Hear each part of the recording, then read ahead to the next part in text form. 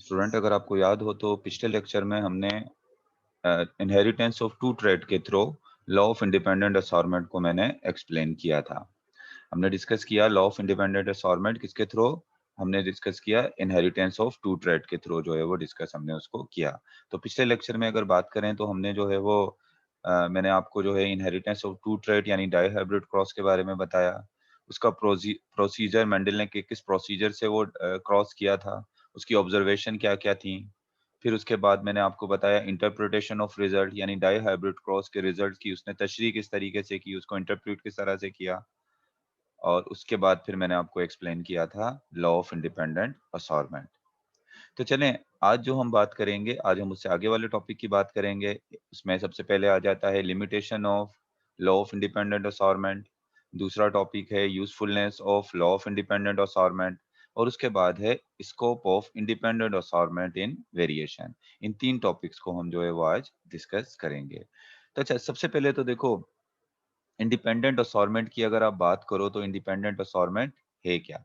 तो देखो, मैंने पहले भी आपको बताया था कि हम क्या करते हैं जब two pair of contrasting character, मिसाल के तौर पे ये एक पेयर है सीट की शेप का और ये पेयर है किसका, सीट के कलर का। यानी दो पेयर कंट्रास्टिंग कैरेक्टर के जब एक साथ आ जाते हैं। अब मिसाल के तौर पे अगर मैं आपको इसी कैरेक्टर को जो है वो क्रोमोसोम्स के थ्रू शो करना चाहूँ, ये तो मैंने जस्ट ये अल्फाबेट के जरिए शो कर दिया है। लेकिन अगर मैं आपको यहाँ पर ये क्रोमोसोम्स के फॉर्म में शो करना चाहूँ तो इस तरीके से ये क्रोमोसोम है। फॉर एग्जाम्पल, इस क्रोमोसोम के ऊपर ये जीन कैपिटल आर लगा हुआ है और ये दूसरा जो क्रोमोसोम है इसके ऊपर स्मॉल आर का जीन मौजूद है। इसी तरीके से ये जो क्रोमोसोम है इस पर कैपिटल आर है, कैपिटल वाई है, और दूसरे जो क्रोमोसोम है इस पे स्मॉल वाई है। तो मतलब दो डिफरेंट कैरेक्टर के जीन जो हैं वो एक ऑफस्प्रिंग के अंदर मौजूद हैं। आपको पता है कि जीन कहाँ पर मौजूद होते हैं? जीन क्रोमोसोम्स पर मौजूद होते हैं। तो कहता है कि जब गैमेट्स बनने का टाइम आएगा, जब गैमेट्स बनने का टाइम आएगा, इसके पास क्रोमोसोम्स जब पेयर की शक्ल में होते हैं, तो ऐसे ऑर्गेनिज्म को हम क्या कहते हैं? ऐसे ऑर्गेनिज्म को हम कहते हैं डिप्लॉइड। आपको पता है ना, डिप्लॉइड ऑर्गेनिज्म के अंदर क्रोमोसोम क्या होते हैं? पेयर की शक्ल में होते हैं। जैसे क्रोमोसोम है, ये एक पेयर हो गया, ये दूसरा पेयर हो गया, तीसरा, ऐसे क्रोमोसोम हमेशा पेयर की फॉर्म में होते हैं डिप्लॉइड ऑर्गेनिज्म में। अगर हम हैप्लॉइड ऑर्गेनिज्म की बात करें तो हैप्लॉइड ऑर्गेनिज्म में क्रोमोसोम पेयर की शक्ल में नहीं होते, वो क्या होते हैं? वो सिंगल होते हैं। तो देखें, जब यहाँ पर गैमेट्स बनने का टाइम आएगा, यहाँ पर जब गैमेट्स बनने का टाइम आएगा, तो गैमेट बनने के दौरान क्या होगा कि ये जो क्रोमोसोम्स हैं, ये एक दूसरे से क्या हो जाएंगे? सेपरेट हो जाएंगे। सबसे पहले तो क्या होंगे? ये जीन या क्रोमोसोम जो है वो एक दूसरे से क्या हो गए? ये सेपरेट हो गए। और जीन के सेपरेट होने को हम क्या कहते हैं? वो है लॉ ऑफ सेग्रीगेशन। जब जीन एक दूसरे से सेपरेट हुए, या ये जाहिर बात है, जब क्रोमोसोम सेपरेट होंगे तो जीन भी सेपरेट होंगे। एक दूसरे से ये सेपरेट हुए तो इसको हम क्या कह रहे हैं? Law of segregation. अब लॉ ऑफ इंडिपेंडेंट असॉर्टमेंट क्या होता है? तो कहता है कि मिसाल के तौर पे ये गैमेट्स बनते हैं, तो इनमें जब गैमेट्स बनते हैं तो ये जो जीन है, मिसाल के तौर पे इस गैमेट्स के अंदर अगर कैपिटल आर गया है, तो कैपिटल आर के साथ यहाँ पर, क्योंकि दो, कभी भी दो अलील तो एक साथ एक गैमेट में नहीं जा सकते। आपको तो पता है ना, कभी भी कैपिटल आर स्मॉल आर या कैपिटल आर कभी भी एक गैमेट में नहीं एक साथ जा सकते। एक जैसे अलील या जीन जो अलील जो है वो कभी भी एक गैमेट में एक साथ मौजूद नहीं होंगे। तो ये तो बात होती है लॉ ऑफ सेग्रीगेशन की। लॉ ऑफ इंडिपेंडेंट असॉर्टमेंट कहता है कि इस गैमेट में मिसाल के तौर पे कैपिटल आर के साथ कैपिटल वाई भी जा सकता है, और ये कैपिटल आर जो है वो गैमेट्स के अंदर स्मॉल वाई के साथ भी जा सकता है। इसी तरीके से ये जो स्मॉल आर है, ये गैमेट्स में कैपिटल वाई के साथ भी जा सकता है, और जो स्मॉल आर है वो स्मॉल वाई के साथ भी जा सकता है। यानी 4 टाइप की ये प्रोबेबिलिटीज हैं, पॉसिबिलिटीज हैं। ये क्या है? प्रोबेबिलिटीज हैं। क्या है? पॉसिबिलिटीज हैं। तो यहाँ पर 4 टाइप के गैमेट बनने की क्या है? पॉसिबिलिटीज है। और इसको हम कहते हैं लॉ ऑफ इंडिपेंडेंट असॉर्टमेंट। यानी ये कैपिटल आर कैपिटल वाई के साथ भी असॉर्ट हो सकता है, कैपिटल आर जो है वो स्मॉल वाई के साथ भी असॉर्ट हो सकता है, स्मॉल आर कैपिटल वाई के साथ भी असॉर्ट हो सकता है, और स्मॉल आर स्मॉल वाई के साथ भी असॉर्ट हो सकता है। तो ये है लॉ ऑफ इंडिपेंडेंट असॉर्टमेंट। अब देखो, आगे जो बात कह रहा है limitation of law of independent assortment. यानी ये जो लॉ ऑफ इंडिपेंडेंट असॉर्टमेंट है, इसकी कुछ लिमिटेशन है। लिमिटेशन का मतलब ये है कि ये तमाम ऑर्गेनिजम्स पर अप्लाई नहीं किया जा सकता और तमाम सिचुएशन में आप इसको अप्लाई नहीं कर सकते। मिसाल के तौर पे, ये लॉ ऑफ इंडिपेंडेंट असॉर्टमेंट सिर्फ आप डिप्लॉयड ऑर्गेनिज्म के लिए अप्लाई कर सकते हो। सिर्फ किसके लिए कर सकते हो? डिप्लॉयड ऑर्गेनिज्म के लिए। और ये आप सिर्फ उन के पे अप्लाई कर सकते हो जो those gene which have no linkage, which have no strong linkage. ऐसे जीन जिनमें स्ट्रॉन्ग लिंकेज नहीं है, सिर्फ आप उन्हीं के लिए जो है ये लॉ अप्लाई कर सकते हो। और ये लॉ सिर्फ आप ऑटोसोम्स पर अप्लाई कर सकते हो, सेक्स क्रोमोसोम पर अप्लाई नहीं कर सकते हो। देखो, अब आप डिप्लॉयड ऑर्गेनिज्म जो होते हैं, उन पर ये लॉ अप्लाई कर सकते हो। देखो ये डिप्लॉयड है ना, जीन पेयर की शक्ल में है यहाँ पर। और यहाँ पर भी जीन पेयर की शक्ल में है, तो इसका मतलब ऑर्गेनिज्म क्या हो गया? डिप्लॉयड हो गया। लेकिन तमाम ऑर्गेनिज्म डिप्लॉयड नहीं होते। कुछ ऑर्गेनिज्म क्या होते हैं? कुछ ऑर्गेनिज्म हैप्लॉइड भी होते हैं। जैसे आपको पता है कि मेल हनी बीज जिनको आप ड्रोन कहते हो, वो क्या होते हैं? वो हैप्लॉइड होते हैं, वो डिप्लॉयड नहीं होते। और उनमें जो गैमेट्स बनते हैं वो माइटोसिस के थ्रू बनते हैं। अब मिसाल के तौर पे ये देखो, अगर हैप्लॉइड ऑर्गेनिज्म होगा तो उसमें सिर्फ कैपिटल आर ही होगा, स्मॉल आर मौजूद नहीं होगा। और एक टाइम में सिर्फ जो है वो एक ही वाई होगा, कैपिटल वाई। और जब गैमेट्स बनेंगे तो क्या होगा? गैमेट्स में सिर्फ कैपिटल आर ही जाएगा। और अगर गैमेट्स बनेंगे तो उनमें क्या होगा? उसमें सिर्फ कैपिटल वाई ही जाएगा। मतलब ये जो है वो पेयर की शक्ल में जाएंगे ही नहीं। जब है ही एक सिर्फ एक कैपिटल आर और स्मॉल वाई यहाँ पर है ही नहीं, तो डेफिनेटली ये स्मॉल वाई के साथ किस तरीके से असॉर्ट करेगा? ये तो असॉर्ट ही सिर्फ कैपिटल वाई के साथ करेगा, किसी दूसरे उसके साथ असॉर्ट नहीं कर सकता। तो इसका मतलब क्या है कि हैप्लॉइड ऑर्गेनिज्म पर आप law of independent assortment apply नहीं कर सकते, जिस तरह मैंने आपको बता दिया। या कोई हैप्लॉइड ऑर्गेनिज्म है जिसके पास स्मॉल आर और स्मॉल वाई है, तो अब आप बताओ, अगर स्मॉल आर और स्मॉल वाई है तो हैप्लॉइड है। तो अब जब गैमेट्स बनेंगे तो स्मॉल आर लाज़मी तौर पे असॉर्ट करेगा स्मॉल वाई के साथ, क्योंकि उसके पास कोई कैपिटल वाई है ही नहीं। तो इस वजह से जो लॉ ऑफ इंडिपेंडेंट असॉर्टमेंट है वो हैप्लॉइड ऑर्गेनिज्म पर आप अप्लाई नहीं कर सकते। उसके बाद दूसरी बात कहता है कि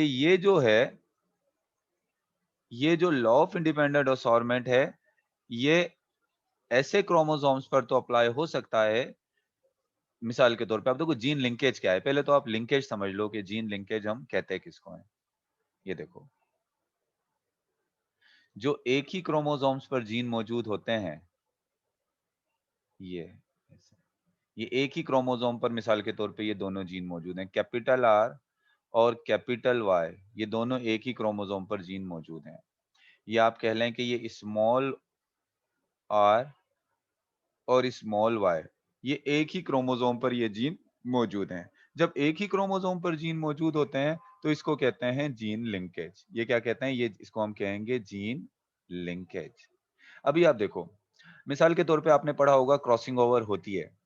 अगर क्रॉसिंग ओवर हो जाती है तो आपको पता होगा क्रॉसिंग ओवर के दौरान, मैं इन क्रोमोसोम्स को डबल नहीं बना रहा हूँ, सिंगल ही बना रहा हूँ यहाँ पर। क्रॉसिंग ओवर के दौरान क्या होगा? कैपिटल वाई यहाँ चला जाएगा और स्मॉल वाई यहाँ आ जाएगा। मिसाल के तौर पे नया जो पेयर बनेगा वो ऐसे बनेगा, capital R and small Y और small R and capital Y. तो यहाँ पर भी जीन के अंदर चेंज आ गया अगर क्रॉसिंग ओवर हो गई। तो ये जीन लिंकेज है, लेकिन इनके दरमियान में लिंकेज स्ट्रॉन्ग नहीं है। ये एक दूसरे से क्या हो सकते हैं? अलग हो सकते हैं। सही है? लेकिन अगर यहाँ पर इस तरह से होता कि जीन लिंकेज जो है वो बहुत ज़्यादा क्या होता? इनका जीन लिंकेज जो है वो बहुत ज़्यादा स्ट्रॉन्ग होता। स्ट्रॉन्ग कैसे होता? कि ये कैपिटल आर और कैपिटल वाई बिल्कुल साथ-साथ होते और ये स्मॉल आर और स्मॉल वाई बिल्कुल साथ-साथ होते। अब इनका स्ट्रॉन्ग जीन लिंकेज है। इनका जो है वो जीन लिंकेज क्या है? स्ट्रॉन्ग है, यानी एक दूसरे के बिल्कुल करीब-करीब हैं। अब ये असॉर्ट इंडिपेंडेंट असॉर्ट नहीं हो सकते। हमेशा कैपिटल आर कैपिटल वाई के साथ जाएगा और हमेशा स्मॉल आर जो है वो जब नई जनरेशन जाएगी या गैमेट्स बनेंगे, तो हमेशा कैपिटल आर कैपिटल वाई के साथ और स्मॉल आर स्मॉल वाई के साथ जाएगा। तो मतलब ये है कि अगर जीन स्ट्रांगली लिंक हैं, बिल्कुल एक साथ दूसरे के साथ टाइटली लिंक हैं, तो भी लॉ ऑफ इंडिपेंडेंट असॉर्टमेंट काम नहीं कर सकता। अब आप देखो ना कि कैपिटल आर हम यहाँ स्मॉल वाई के पास नहीं से के साथ लिंक नहीं कर सकता, ना स्मॉल वाई कैपिटल आर के साथ कर सकता है क्योंकि तो ये लिंक है। अब मेंडल जो है लकी था कि उसके ने जो कैरेक्टर लिए थे उसमें ये जो जीन थे वो कहाँ मौजूद थे? वो अलग-अलग क्रोमोसोम्स पर मौजूद थे, ऐसे। अलग-अलग क्रोमोसोम पर मौजूद थे। लिंक नहीं थे वो जीन, वो क्या थे? अलग-अलग क्रोमोसोम पर मौजूद थे। तो इस वजह से इनकी आपस में इंडिपेंडेंट असॉर्टमेंट हो गई, ये इसके साथ चला गया, ये इसके साथ भी चला गया इस तरह। लेकिन यहाँ पर आप देख लें जब वो लिंक होगा एक-दूसरे से बिल्कुल स्ट्रॉन्ग लिंकेज है, तो यहाँ पर आप law of independent assortment apply नहीं कर सकते। तो दूसरी बात क्या हो गई? पहली बात मैंने आपको क्या बताई? हैप्लॉइड ऑर्गेनिज्म पर law of independent assortment apply नहीं होगा। दूसरा किस पर अप्लाई नहीं होगा? अगर स्ट्रांगली लिंक जीन है तो उन पर भी अप्लाई नहीं होगा। तीसरी कंडीशन देखो, अब क्या होता है आपको पता है कि हमारे पास कुछ ऑटोसोम्स होते हैं और क्या होते हैं सेक्स क्रोमोसोम होते हैं। अब मिसाल के तौर पे जो ह्यूमन की अगर हम बात करें तो ह्यूमन के पास जो सेक्स क्रोमोसोम है वो है XX फीमेल के पास होते हैं और XY जो है वो किसके पास होता है मेल के पास। फीमेल के पास XX सेक्स क्रोमोसोम है और मेल के पास क्या है XY सेक्स सेक्स क्रोमोसोम है। अब मिसाल के तौर पे एक जीन जो है वो यहाँ पर मौजूद है, फीमेल के पास जो है वो एक क्रोमोसोम पर कैपिटल आर है और दूसरे पर क्या है ये स्मॉल आर है। अब लेकिन जो मेल होता है, यहाँ पर तो क्रोमोसोम दोनों है ना कैपिटल आर और स्मॉल आर। लेकिन आपको पता है कि मेल के अंदर अक्सर ऐसा होता है कि एक्स क्रोमोसोम पर तो जीन मौजूद होता है लेकिन उसका अलील वाई क्रोमोसोम पर नहीं होता। वाई क्रोमोसोम पर कोई जीन मौजूद नहीं होता। जब वाई क्रोमोसोम पर कोई जीन मौजूद नहीं होता तो स्पेशली मेल्स के अंदर अगर आप देखें तो कैपिटल आर जो है वो किसी दूसरे स्मॉल आर के साथ या उस तरीके से कोई इसकी असॉर्टमेंट नहीं होगी क्योंकि दूसरा जीन का पेयर यहाँ पर मौजूद ही नहीं है। सिर्फ एक ही जीन का मौजूद है कैपिटल आर और किसी भी कैरेक्टर के साथ हमेशा ये कैपिटल आर ही जो है वो क्या होगा उस तरीके से जो है वो ट्रांसफर होगा क्योंकि उसका काउंटर पार्ट स्मॉल आर यहाँ पर क्या है या मिसाल के तौर पे अगर मैं यहाँ स्मॉल आर भी नहीं लगाता या मैं कोई दूसरा कैरेक्टर दे देता हूँ स्मॉल वाई या कोई भी दूसरा जीन तो यहाँ पर तो वो जीन असॉर्ट होगा लेकिन यहाँ पर वो जीन वाई पर जीन मौजूद ही नहीं है तो वो उस तरीके से इंडिपेंडेंट असॉर्ट नहीं होगा। तो तीसरी बात क्या हो गई कि law of independent assortment sex chromosome पर भी अप्लाई नहीं हो सकता स्पेशली इन मेल्स इसके अंदर मेल्स में। तो अब देखो मैंने अभी आपको क्या अब आपकी बुक से पढ़ लेते हैं कि आपकी बुक में इस बारे में क्या लिखा हुआ है। ये वही तमाम पॉइंट्स जो आपकी बुक में थे वो मैंने आपको यहाँ पर एक्सप्लेन किए हैं। तो देखो अब आपकी बुक क्या कह रही है अब यहाँ पर देखते जाएं वन बाय वन ये पॉइंट्स। देखो सबसे पहले limitation of law of independent assortment कहता है although Mendel work forms the basis of heredity. कहता है मेंडल का जो काम था डेफिनेटली बहुत बड़ा काम था और उसने हेरिडिटी की बुनियाद रखी। Law of segregation law of independent assortment यही जो है बेसिकली क्या है हेरिडिटी की बेसिस है हेरिडिटी की बुनियाद है। But it does not cover all situation. लेकिन ये जो मेंडल्स के जो लॉ हैं specially law of independent assortment की अगर बात करें तो it does not cover all situation. ये तमाम सिचुएशन को कवर नहीं करता। जैसे मैंने आपको बताया था कि डिप्लॉयड ऑर्गेनिज्म पर अप्लाई नहीं किया हैप्लॉयड ऑर्गेनिज्म पर अप्लाई नहीं किया जा सकता। जो टाइटली लिंक जीन है, उन पर अप्लाई नहीं किया जा सकता। जो सेक्स क्रोमोसोम है स्पेशली मेल उन पर अप्लाई नहीं किया जा सकता। The fact is that Mendel work applied to diploid organism. Mendel ने जो काम किया था मेंडल का काम किस पर अप्लाई किया जा सकता है डिप्लॉयड ऑर्गेनिज्म पर क्योंकि उसने जो काम किया था वो डिप्लॉयड पर ही किया था। And not all organism are diploid. लेकिन तमाम ऑर्गेनिज्म तो डिप्लॉयड नहीं होते। मेंडल ने जो काम किया था पी प्लांट पर किया था और पी प्लांट क्या होता है डिप्लॉयड होता है। लेकिन तमाम के तमाम ऑर्गेनिज्म डिप्लॉयड नहीं होते। मिसाल के तौर पे अगर आप बात करें उसकी ड्रोन की या जिसको जो हनी बीज होते हैं मेल हनी बीज होते हैं उनके अंदर क्या होते हैं वो डिप्लॉयड नहीं होते वो क्या होते हैं वो हैप्लॉयड होते हैं। Gene on the same chromosome could not be expected to assort independently। मतलब जो सेम क्रोमोसोम पर जीन लगे हुए होते हैं क्रॉसिंग ओवर हो जाए तो सिचुएशन चेंज हो जाती है। लेकिन अक्सर जो एक ही क्रोमोसोम पर जीन मौजूद हैं और वो टाइटली अगर लिंक हैं तो वो इंडिपेंडेंटली असॉर्ट नहीं कर सकते। वो मैं आपको पहले जो है वो अभी थोड़ी देर पहले मैं ये बात आपको समझा चुका हूँ। ड्यू टू जीन लिंकेज और एक ही क्रोमोसोम पर जो जीन मौजूद होते हैं उसको क्या कहते हैं gene linkage. Due to gene linkage an offspring inherited one trait would also inherited the other trait. मिसाल के तौर पे इधर मैंने आपको बात बताई जिस तरीके से अगर जीन लिंकेज होता है, यहाँ पर देख लें आप, अगर ये कैपिटल आर कैपिटल वाई के साथ ही मौजूद है, मिसाल के तौर पे ये दोनों एक ही क्रोमोसोम पर मौजूद हैं, तो इसको क्या कह रहे हैं? Gene linkage. तो कहता है कि ये जीन लिंकेज अगर है, तो आगे वाली जनरेशन में capital R capital why he के साथ जाएगा, यानी गैमेट जो बनेगा वो कैपिटल आर और कैपिटल वाई का ही बनेगा। अनलेस क्रॉसिंग ओवर अकर, हाँ अगर क्रॉसिंग ओवर हो जाए, क्रॉसिंग ओवर के जरिए कैपिटल वाई जो है वो किसके पास चला जाए? ये स्मॉल वाई के पास चला जाए, क्रॉस, और स्मॉल वाई जो है वो कहाँ आ जाए? कैपिटल आर के पास। अगर क्रॉसिंग ओवर हो गई तो सिचुएशन चेंज हो जाएगी, लेकिन अगर क्रॉसिंग ओवर नहीं होती और जीन एक दूसरे से टाइटली लिंक हैं, तो क्या होगा? तो फिर सेम ही जीन का पेयर जो है वो आगे जनरेशन में ट्रांसफर होगा। मतलब ये कि जीन जो है वो इंडिपेंडेंटली असॉर्ट नहीं करेंगे। तो ये बात हो गई। Due to gene linkage, an offspring inherited one trait would also inherited other trait. यानी अगर उसको कैपिटल आर मिलेगा तो उसके साथ उसको कैपिटल वाई भी मिलेगा, क्योंकि दोनों क्या हैं? दोनों साथ साथ जो हैं वो लगे हुए हैं। Unless crossing over occur, unless के क्रॉसिंग ओवर जब तक नहीं हो जाती। If gene are located on X chromosome, अगर हम सेक्स क्रोमोसोम की बात करें और अगर जीन किस पर लगे हुए हों? एक्स क्रोमोसोम पर, the pattern of distribution in successive generation is different. आपको पता है कि सेक्स क्रोमोसोम की जो पैटर्न ऑफ डिस्ट्रीब्यूशन होती है, वो ऑफस्प्रिंग के अंदर डिफरेंट होती है, क्योंकि मेल जो है वो अपनी मदर की तरफ से भी एक एक्स क्रोमोसोम लेता है और फादर की तरफ से वाई लेता है, जबकि फीमेल अपनी मदर की तरफ से भी एक्स लेती है और अपने फादर की तरफ से भी कौन सा क्रोमोसोम लेती है? एक्स। तो मतलब ये है कि जो सेक्स क्रोमोसोम होते हैं, उनका पैटर्न ऑफ डिस्ट्रीब्यूशन जो है वो क्या होता है? वो डिफरेंट होता है। किससे? अगर हम बात करें ऑटोसोम से, उनका पैटर्न ऑफ डिस्ट्रीब्यूशन क्या होता है? डिफरेंट होता है आगे वाली जनरेशन में। Because male have only one chromosome, their other Y and does not carry many gene, यानी उसका जो वाई वाला होता है उसके पास अक्सर जीन मौजूद नहीं होते। तो इसका मतलब उसके पास तो सिर्फ एक ही जीन आएगा ना। दूसरा, मिसाल के तौर पे ये जो मेल है, अब इस मेल के पास तो सिर्फ अगर एक्स क्रोमोसोम पर कोई जीन है, कैपिटल आर है या जो भी है वो आ गया। अब उसका काउंटर पार्ट वाई जो होगा, वाई पर तो कोई जीन मौजूद ही नहीं है, तो वहां से तो ये जीन नहीं आएगा। तो उस तरह से असॉर्टमेंट, इंडिपेंडेंट असॉर्टमेंट मेल के अंदर नहीं हो पाएगी।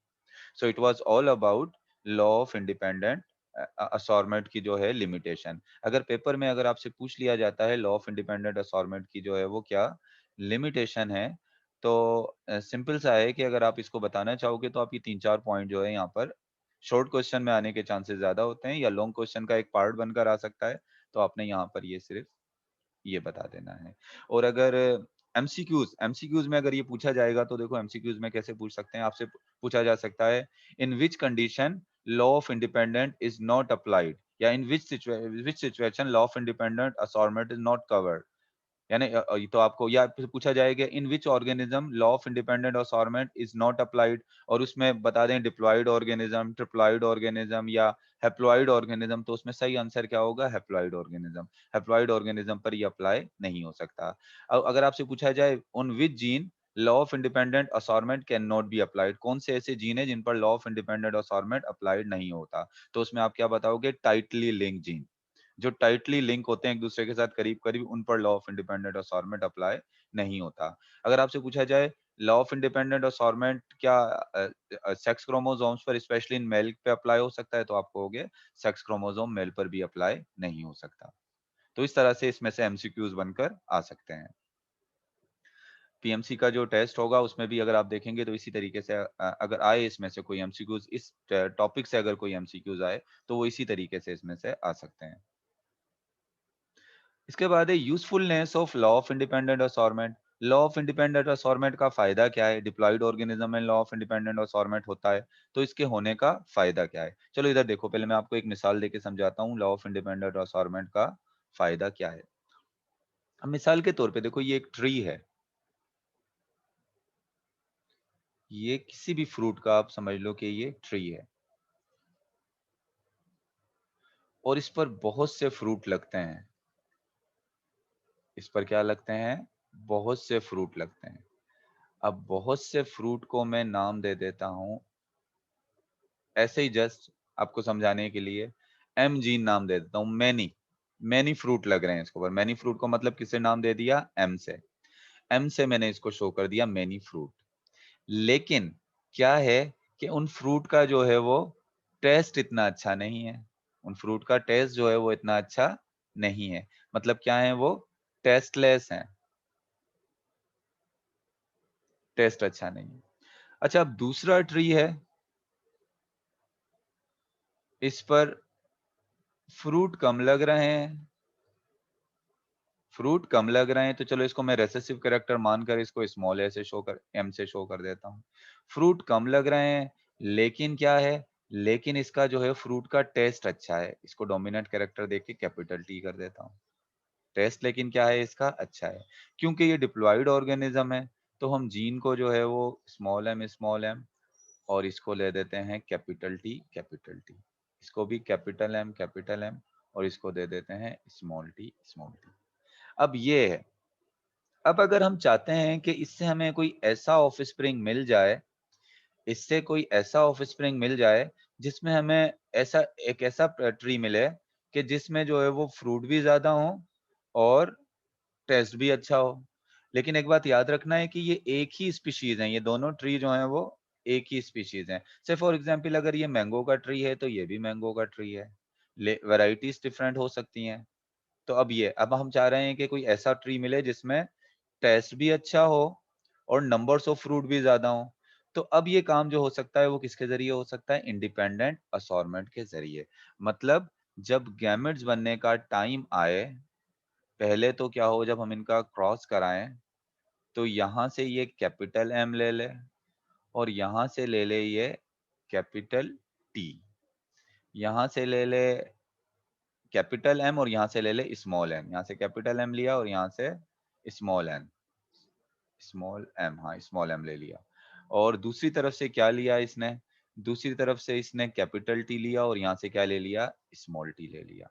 तो चलें, अभी ये क्या आ गया इसका जो है वो, यहाँ तो जस्ट फर्टिलाइजेशन के जरिए ये काम हो गया कि जो है वो इसमें टेस्ट भी अच्छा आ गया और इस तरीके से जो है वो दोनों चीजें आ गई। यहाँ पर एम जो है वो नंबर ऑफ फ्रूट ज्यादा होगा और यहाँ पर टेस्ट अच्छा इसका आ गया। तो ये तो हमने जस्ट लॉ ऑफ सेग्रीगेशन की बात कर ली। लेकिन अब मैं अगर आपको लॉ ऑफ इंडिपेंडेंट असॉर्टमेंट के जरिए यहाँ पर इसको समझाने की कोशिश करूं, तो चलो मैं इसको थोड़ा दूसरे तरीके से आपको समझाता हूँ। एक और मिसाल देता हूँ। इस मिसाल में लॉ ऑफ इंडिपेंडेंट असॉर्टमेंट उस तरीके से क्लियर नहीं हो रहा, तो इस वजह से मैं आपको चलो इसको थोड़ा सा डिफरेंट तरीके से जो है वो समझाता हूँ। ये देखो, थोड़ा सा रेसेसिव और डोमिनेंट कैरेक्टर को मैंने यहाँ पर थोड़ा सा मिक्स कर दिया। ये एक मिनट, ये देखो, मुझे इनको हेट्रोजाइगस बनाना चाहिए था दोनों को, सही है ना? हेट्रोजाइगस मुझे ऐसे बनाना चाहिए था कि इसके पास मैनी फ्रूट्स का जीन है, मैनी फ्रूट्स हैं, सही है, मैनी फ्रूट्स हैं, और उसके साथ क्या है, एक और जीन जो आ गया है, वो कौन सा जीन आ गया है? इसके पास जीन आ गया है टेस्टलेस फ्रूट। और क्या है? टेस्टलेस फ्रूट है इसके। इसको भी मैंने कैपिटल टी से शो कर दिया। से फॉर एग्जांपल डोमिनेंट कैरेक्टर है टेस्टलेस फ्रूट का, सही है। ये क्या है? एक डोमिनेंट कैरेक्टर है। अब यही क्या है, ये दूसरा भी एक ट्री है, सेम इसी तरीके का एक ट्री है। अब इसके पास भी फ्रूट बहुत ज्यादा है, लेकिन क्या है? टेस्ट इसका अच्छा नहीं है। अच्छा, अब इधर देखो, ये स्मॉल एन कम फ्रूट का जीन है जिसमें फ्रूट कम बनेंगे, और स्मॉल टी जो है वो टेस्ट का जीन है। अभी मैं इसको थोड़ा सा चेंज कर रहा हूँ, इसके ज्यादा टेस्ट का जीन है, लेकिन ये दोनों रेसेसिव फॉर्म में मौजूद हैं। ये किस फॉर्म में मौजूद हैं? रेसेसिव फॉर्म के अंदर जो है वो मौजूद हैं। अब हम चाह रहे हैं कि हमारे पास कोई ऐसा कैरेक्टर, अब हम चाह रहे हैं इनका हम क्रॉस कराएं, और हमें इनके क्रॉस कराने के बाद कोई ऐसा इस तरीके का जो है वो क्या कहना चाहिए कि ट्रीज मिल जाएं जिसमें ये दोनों कैरेक्टर एक साथ आ जाएं। यानी जिसमें जो है वो मैनी फ्रूट्स का जीन भी आ जाए, कैरेक्टर आ जाए, और साथ में क्या आ जाए? साथ में जो है वो टेस्ट का जीन भी आ जाए। यानी कैपिटल है कैपिटल एम और स्मॉल टी आ जाए, ये आ जाए। तो अब ये आने का तरीका क्या है? ये आने का तरीका यही है कि ये लॉ ऑफ इंडिपेंडेंट असॉर्टमेंट के जरिए ही हमें ये कैरेक्टर ऑब्टेन हो सकता है। आपको पता है, अगर आपको लॉ ऑफ इंडिपेंडेंट असॉर्टमेंट समझ में आ गया है, जब इनके गैमेट्स बनेंगे तो कैपिटल एम जो है वो कैपिटल टी के साथ भी जा सकता है, और कैपिटल एम जो है वो किसके साथ जा सकता है, स्मॉल टी के साथ भी जा सकता है। इसी तरीके से स्मॉल एम, सॉरी इसको मैंने एन नहीं लिखना था, इसको मैंने एम लिखना था। स्मॉल एम जो है वो जो है वो किसके साथ जा सकता है, स्मॉल एम जो है वो कैपिटल टी के साथ भी जा सकता है और स्मॉल एम स्मॉल टी के साथ भी जा सकता है। सेम गैमेट यहाँ पर बन जाएंगे, सही ना, सेम सेम गैमेट्स क्या होंगे, यहाँ बन जाएंगे। अब क्या होगा, यहाँ पर ये जो हम कैरेक्टर लेना चाह रहे हैं, ये वाला कैरेक्टर कि ज्यादा फ्रूट और टेस्ट, अब अगर क्या हो, ये दोनों गैमेट्स आपस में मिल जाएं, ये दोनों गैमेट जो मिल जाएं आपस में, तो हमें ये कैरेक्टर वाला प्लांट मिल जाएगा, यानी ज्यादा फ्रूट और टेस्ट वाले फ्रूट वाला प्लांट हमें यहाँ पर ऑब्टेन हो जाएगा। और कैसे ऑब्टेन होगा, लॉ ऑफ इंडिपेंडेंट असॉर्टमेंट के जरिए। लॉ ऑफ इंडिपेंडेंट असॉर्टमेंट ही के थ्रू तो कैपिटल एम स्मॉल टी के साथ चला गया, यहाँ पर भी कैपिटल एम स्मॉल टी के साथ चला गया। अगर लॉ ऑफ इंडिपेंडेंट असॉर्टमेंट नहीं होता तो कैपिटल एम हमेशा कैपिटल टी के साथ जाता और स्मॉल एम हमेशा किसके साथ जाता, स्मॉल टी के साथ जाता। लेकिन लॉ ऑफ इंडिपेंडेंट असॉर्टमेंट की वजह से सिचुएशन चेंज हुई, तो हमें एक नया ऑफस्प्रिंग मिल गया। तो ये यूजफुलनेस है, ये फायदे हैं किसके, लॉ ऑफ इंडिपेंडेंट असॉर्टमेंट के। तो अब देख लेते हैं आपकी बुक में क्या लिखा हुआ है, लॉ ऑफ इंडिपेंडेंट असॉर्टमेंट के जो है वो फायदे क्या हैं।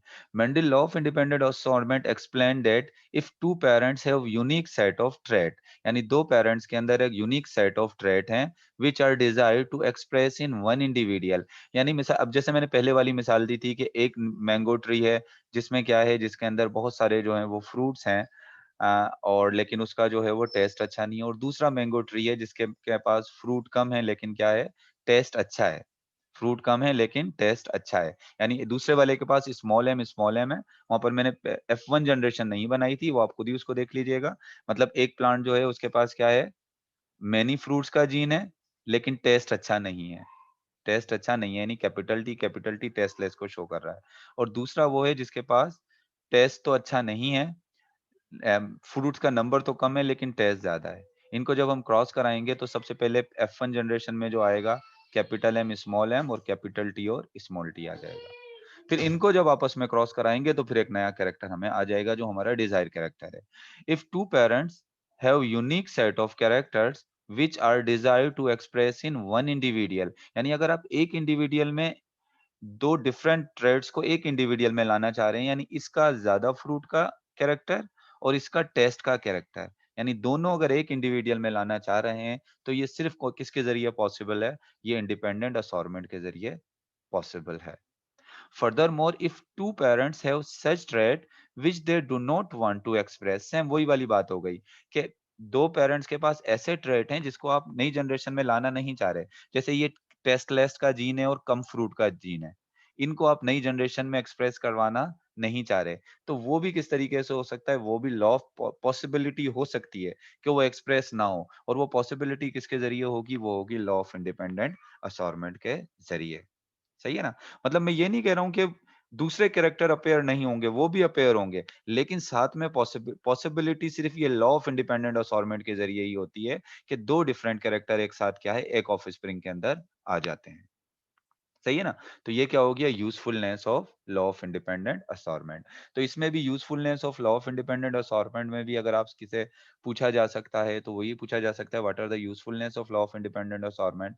तो ये होगा, आप इसके 2 ये पॉइंट्स लिख दोगे अगर शॉर्ट क्वेश्चन में आ जाए। और अगर एमसीक्यूज़ में ज़्यादा से ज़्यादा पूछा जा सकता है कि if you desire to express a, 2 different characters of plant in one individual, how it possible, तो आप ये बताओगे, अगर नीचे ऑप्शन दें उसमें law of independent assortment option दें, तो आप लॉ ऑफ इंडिपेंडेंट असॉर्टमेंट को टिक करोगे। इसी तरीके से अगर आपसे पूछा जाए कि आपने अगर से पूछा जाए, अगर आप ऐसे कैरेक्टर हैं जो आप नए पेरेंट्स में ऐसे कैरेक्टर हैं जो नए ऑफस्प्रिंग में एक्सप्रेस नहीं होते, से फॉर एग्जाम्पल कोई भी पॉसिबिलिटी है कि वो नए ऑफस्प्रिंग में एक्सप्रेस नहीं हो रहे, तो वो पॉसिबिलिटी किसके जरिए हो सकती है, वो हो सकती है लॉ ऑफ इंडिपेंडेंट असॉर्टमेंट के जरिए। इसके बाद कहता है स्कोप ऑफ, नेक्स्ट जो टॉपिक है वो है scope of independent assortment in variation. Variation आपको पता है कि ऑफस्प्रिंग्स जो होते हैं, एक ही पेरेंट्स के ऑफस्प्रिंग एक दूसरे से सिमिलर नहीं होते, या बाज़ दफ़ा एक ही पॉपुलेशन के मेंबर जो हैं वो एक दूसरे से सिमिलर नहीं होते। इसको हम क्या कहते हैं? इसको हम कहते हैं वेरिएशन। तो कहता है scope of independent assortment in variation, यानी वेरिएशन में इंडिपेंडेंट असॉर्टमेंट का क्या दायरा कार है, या वो रोल क्या है इस इंडिपेंडेंट असॉर्टमेंट का वेरिएशन में। तो देखो जो वेरिएशन होती है, नए ऑफस्प्रिंग जो चेंज होते हैं, जो वेरिएशन होती है, वेरिएशन की अगर वेरिएशन लार्ज स्केल में हो जाए तो उसकी वजह से क्या होती है? उसकी वजह से एवोल्यूशन भी हो जाती है। तो अब आप देखो जो बेसिकली हमारे पास जो एक चीज़ है जिसकी वजह से वेरिएशन आती है। एक तो वेरिएशन आती है जो चीज़ें हैं जिनकी वजह से ऑफस्प्रिंग में चेंज आता है। एक तो है म्यूटेशन। सबसे पहले क्या है? म्यूटेशन। म्यूटेशन का मतलब क्या है? Change in genetic material. Genetic material में क्या आ जाए? चेंज आ जाए। मिसाल के तौर पे ये एक जीन है, कि कोई भी एक जीन है, इसके न्यूक्लियोटाइड चेंज हो जाएँ और ये जीन चेंज हो जाए। अब अगर मैं प्लांट्स की बात करता हूँ, तो चलें प्लांट्स के अंदर ये है एक थिन वैक्स का जीन है, यानी थिन वैक्स का जीन थिन क्यूटिकल का जीन है, यानी प्लांट के ऊपर आपको पता है ना लीव्स के ऊपर एक वैक्स की लेयर होती है जिसको आप क्या कहते हो? जिसको आप क्यूटिकल कहते हो। मिसाल के तौर पे ये थिन क्यूटिकल का जीन है, लेकिन इसमें कुछ चेंज आ जाता है, इसमें कुछ चेंज आ जाता है, जेनेटिकल कुछ चेंज आ जाता है और ये किसमें कन्वर्ट हो जाता है? ये थिक क्यूटिकल के जीन में कन्वर्ट हो जाता है।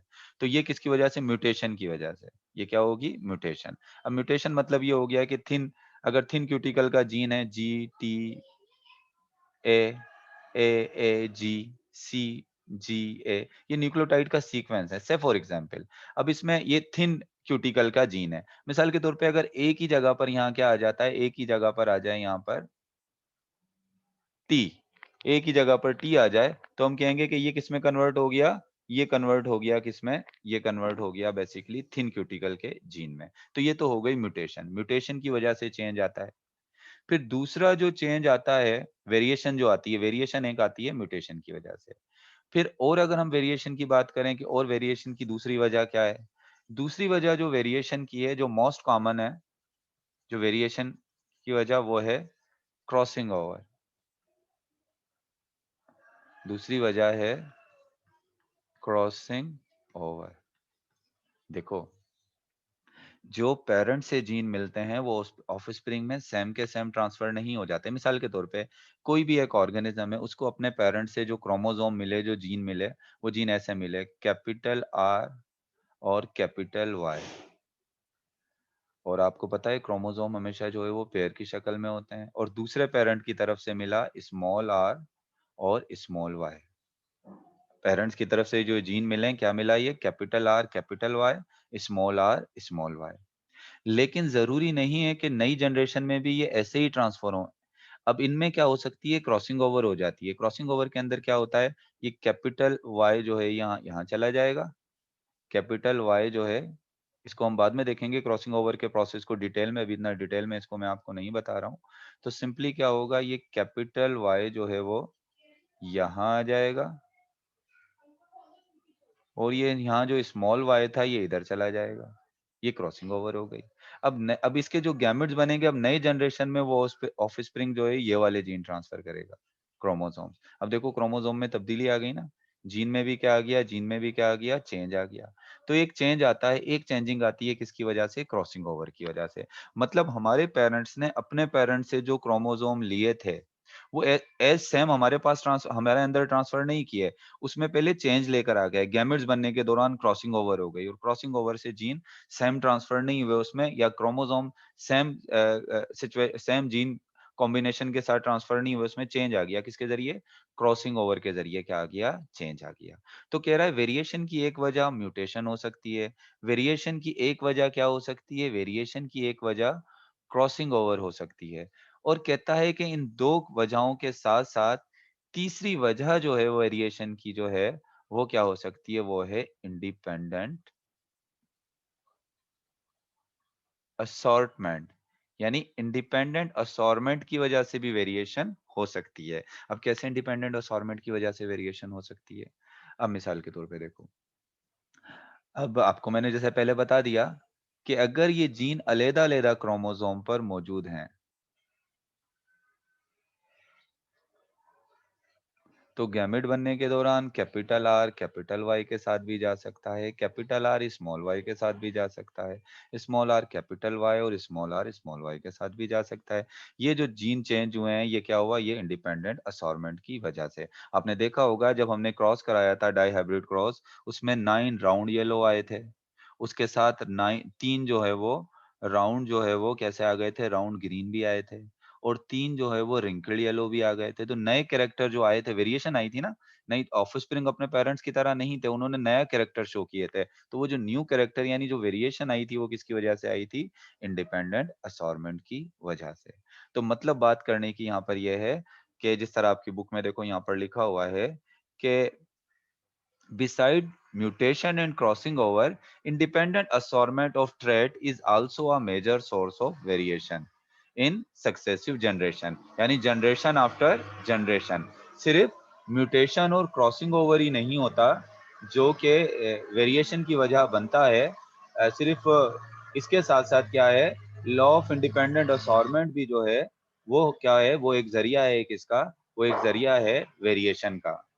It is it is only due to crossing over and independent assortment of trait that the character may appear in a new combination. देखो म्यूटेशन तो रेयरली होती है, कभी होती है, लेकिन असल जो वजह होती है, जो वेरिएशन जो आती है नई जनरेशन के अंदर, उसकी वजहें दो होती हैं। एक इंडिपेंडेंट असॉर्टमेंट और उसके साथ क्या होता है, दूसरा जो है वो दूसरा होता है crossing over trait that the character may appear in a new combination in next generation, which is often seems necessary for adaptation in varying environment। और वही जो क्रॉसिंग ओवर की वजह से या इंडिपेंडेंट असॉर्टमेंट की वजह से चेंज आ जाता है, और वो चेंज जो है वो किसकी उसकी उसकी चेंज की वजह से क्या होता है, ऑफस्प्रिंग को नई इन्वायरमेंट में अडॉप्ट करने के लिए क्या हो जाता है, वो ज्यादा बेहतर तरीके से अडॉप्ट कर सकता है। मिसाल के तौर पे अगर हम यहाँ फिर एक और बात इंडिपेंडेंट असॉर्टमेंट की फिर आपको अगर एग्जांपल दूं, और मैं एग्जांपल दूं कि ये एक प्लांट है जो डेजर्ट एरिया में ग्रो कर रहे हैं। ये प्लांट किस में ग्रो कर रहे हैं?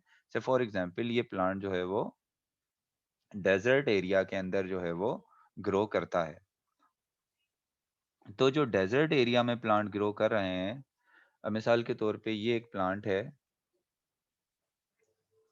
डेजर्ट एरिया में ग्रो कर रहा है, इसके पास क्यूटिकल की जो लेयर है वो थिन है, बहुत ज्यादा थिन क्यूटिकल की लेयर नहीं है। और इसके प्लांट लेकिन इसके पास थॉर्न जो है वो कांटे ज्यादा हैं, स्पाइन ज्यादा हैं इसके पास। और ये वाला जो प्लांट है, इसके पास क्यूटिकल की लेयर तो थिक है, लेकिन स्पाइंस जो हैं वो कम है। अब आपको पता है डेजर्ट की जो एनवायरनमेंट होती है उसमें थिक क्यूटिकल की लेयर और ज्यादा स्पाइन जो है वो हेल्प करते हैं किसके अंदर, अपने माहौल में अडॉप्ट करने के लिए। तो वही वाली बात है कि अगर हम इनकी इंडिपेंडेंट असॉर्टमेंट या क्रॉसिंग ओवर के जरिए ही पॉसिबल हो सकता है कि इनकी नई जनरेशन में कोई ऐसे ये कैरेक्टर आ जाए कि इसकी क्यूटिकल की लेयर भी थिक हो और उसमें स्पाइन्स भी ज़्यादा हों। तो इस किस्म के जब प्लांट आएँगे या इस किस्म के प्लांट जब इवोल्व्ड होंगे, तो वो ज़्यादा बेहतर तरीके से अडॉप्ट करेंगे किसको? अपनी एनवायरनमेंट को। और ये अडॉप्टेशन किसके ज़रिए पॉसिबल है? ये पॉसिबल सिर्फ़ होगी इंडिपेंडेंट असॉर्टमेंट के ज़रिए, या फिर उनके जीन के दरमियान में क्या हो? क्रॉसिंग ओवर हो। क्रॉसिंग ओवर को हम नेक्स्ट उसमें जो आगे जो लेक्चर मैं आपसे के साथ शेयर करूँगा, तो उसमें हम उसको डिस्कस करेंगे। तो देखें, ये तो बात हो गई यूज़फुलनेस और इसके बाद है स्कोप ऑफ इंडिपेंडेंट असॉर्टमेंट, यानी इंडिपेंडेंट असॉर्टमेंट का दायराकार क्या है। तो यहाँ पर हमने बात बता दी कि वेरिएशन के अंदर ये क्या काम करता है। ये क्रॉसिंग म्यूटेशन और क्रॉसिंग ओवर के साथ इंडिपेंडेंट असॉर्टमेंट भी वेरिएशन में इंपॉर्टेंट रोल प्ले करता है। और क्रॉसिंग ओवर और इंडिपेंडेंट असॉर्टमेंट जो है वो नेसेसरी होता है किसके लिए? नए माहौल में अडॉप्ट करने के लिए जो है वो ऑफस्प्रिंग के लिए। अब इसमें से भी अगर शॉर्ट क्वेश्चन पूछा जा सकता है तो यही पूछा जा सकता है, scope of independent assortment in variation, तो ये आप 2 पॉइंट लिख दोगे। और अगर एमसीक्यूज की बात करें तो एमसीक्यूज इसमें से ये निकल सकता है कि म्यूटेशन और क्रॉसिंग ओवर के अलावा और वो कौन सी चीज है जो वेरिएशन का सबब बन सकती है। अगर आपसे पूछा जाए beside mutation and crossing over, वो कौन सी चीज है जो जिसकी वजह से जो है वो वेरिएशन आती है। तो आप बताओगे वो क्या है? वो है लॉ ऑफ इंडिपेंडेंट असॉर्टमेंट। या आपसे पूछा जाए what are the sources of variation? Variation की सोर्सेज़ क्या हैं? और आपको 3 ऑप्शन दे दिए जाएँ, mutation, crossing over and independent assortment. तो आप उसको कौन से वाले को टिक करोगे? All of these. उसमें जो है वो फिर क्या आ जाएगा? ऑल ऑफ दीज़ आ जाएगा। तो चलें सही है, आज हमने यहाँ तक रखा, कल फिर हम जो है वो फेडरल बोर्ड की जो आपकी ये बुक है, नेशनल बुक फाउंडेशन की जो ये बुक है, इसका नेक्स्ट जो है वो, इससे आगे वाला जो टॉपिक होगा उसको डिस्कस करेंगे।